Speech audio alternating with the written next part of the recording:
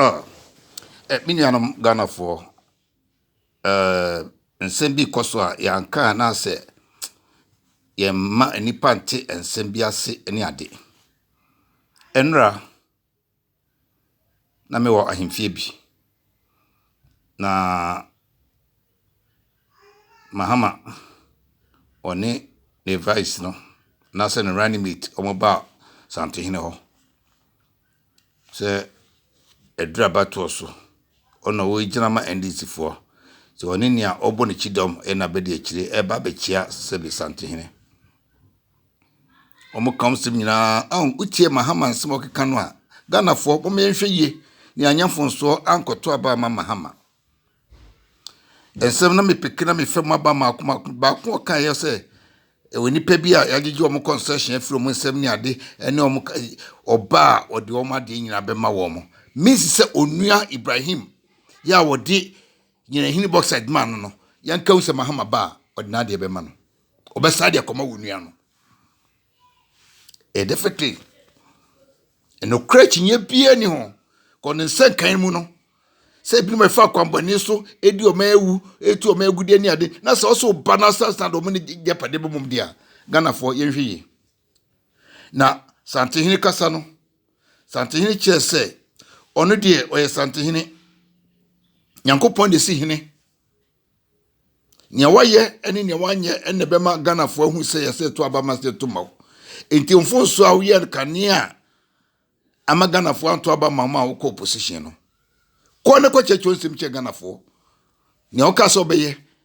ne wo ye ne wantimi anye ko ne ko chechire mu che Ghana fo omne beto aba no o wie no wakati aso se muntu mo man kra no edi makire fo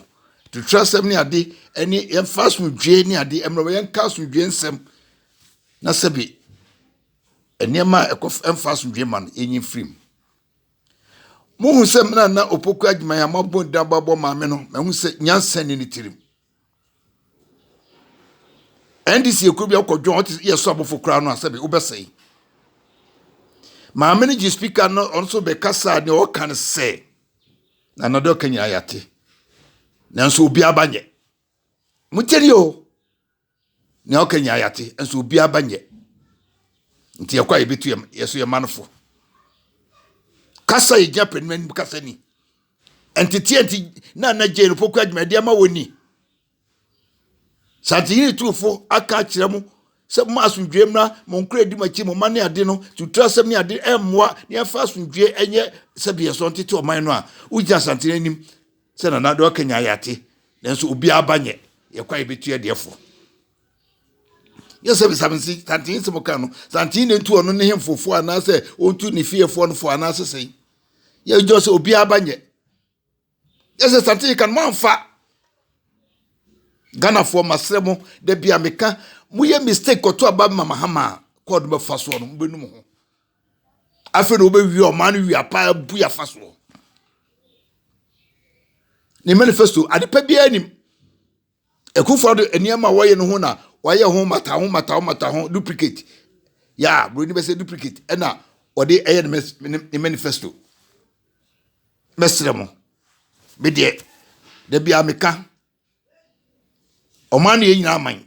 ese ma nyina se bi wa bruche na Ghana se a ebe di so ba Ghana ha Ghana ya kono a ebe o dese odi Ghana be pra ebe ye e kan se ebe ho ho ye hwe NDC fo yi ebuo ni ani di e kasa chepe ni ebi ni NDC fo eso na ka uja Santehene mo otu fo a uja Santehene se obi abanye he na opoku adman when yeso winim nyansa na wo yi no wo jimi kwa che Mahama okura dem se wo jimi che Mahama besremo Ghana fo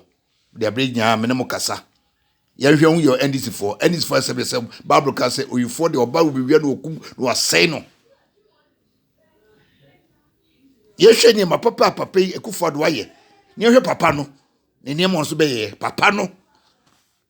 guo menum ase hwe ni mafia fiwe ye kafa ho se no se ko DNA test ekoya den me ko no manko me ko ho na manko Mahama ya mo ba se ne namfinsa wantim nana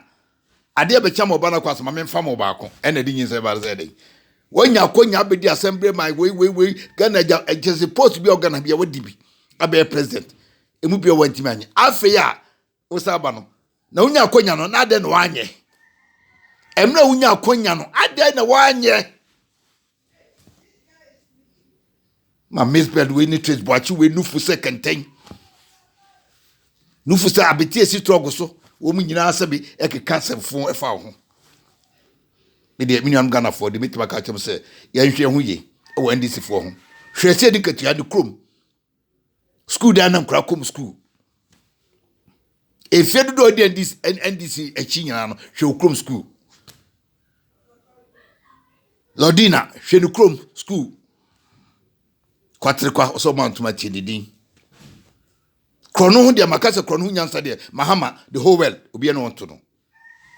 te mi eni noa ankasa eba so nsensem kwanti mi ma se me be pre o menadwa ta se e fikase ni eguoman Ghana man nyina ho enmase tibi de minimum Ghana for futu na me de mamo wasesa nkra yemu ade kwakubo ahenum akambila so han akambio so hanum eni esibunti etirefo sabi jamfi sabi nkwasi akeka kwasi asem timi jose mobedili securities ehu ambo wansuro bedili of them okay etibi de mti abkache mo no de no de si ahimfi de makache mo no sante hene kache no si nyankopɔ de si hene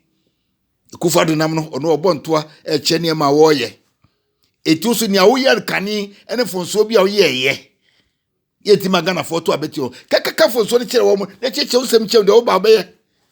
okon ya ebone na muntu mu nkura no fo a na je no poku adman ejina wo se ai obi na do kanya atin so obi abanye sabi maami wadwini wo fom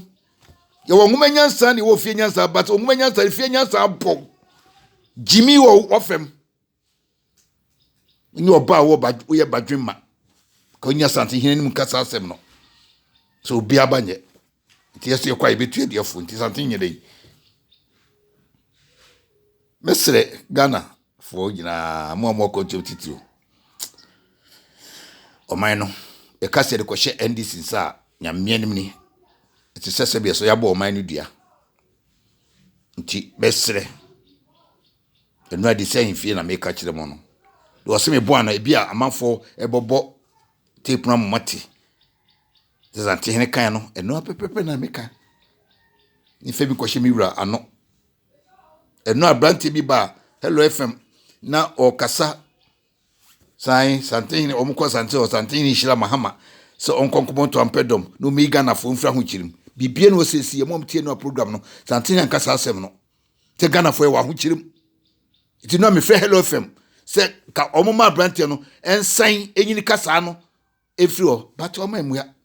nipa me frɛ sin so no so onkan che samse kwa nyamche na Samson anka oma brante no ensan sa kasa no kan no but mante ho hwe but ninya na meka kire no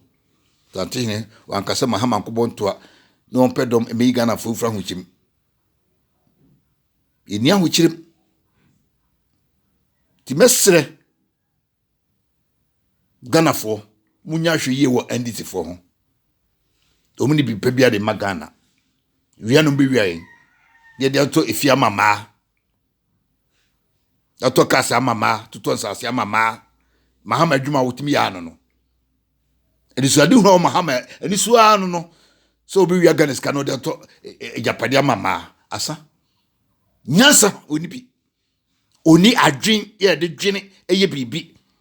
mahama adwene kasa den petimu no oni bi sasa ono akasa se ono akasa adwen po ana se ejina bi obesie bia no eye bone kwaso ana se dangerous ehu debi American my friend say ono anu book of my first school ditano emu na wo oso ntimi si gina otimi nwene ma no ho na nipa wotimi nwene ma no ho e de otima dwo man kase se Ghana ho ono ankasa no ho kra otimi nwene Ghana no betima dwena ma ye te nyansa woni bi nyansa woni bi kra na ye badwema Ghana for me afuche mam say abato den do ma Oma Mahama in return. Ebia omampenda da no dibre no enye ne fe. In return on kwatanse wasumbi kwaso. Me dem nyina se nyame onka mo omom nyina ba. Mo kontum nyina se yankpo hira ene kwatenti yankpo no ankasa nyamba mbofo. Ma bonti fe mu fi ba no mu nam nya Awurade ankasa nka mo. Na adwempa bia ne ne mapa bia mo pe ehwe no Awurade enfa no mo ne mo manom no mo ho bai. Onyi yaledom petuwo wo haw aho abai mane emfiri mo so o Yesu Kristo din mu echiamu nyina bye bye.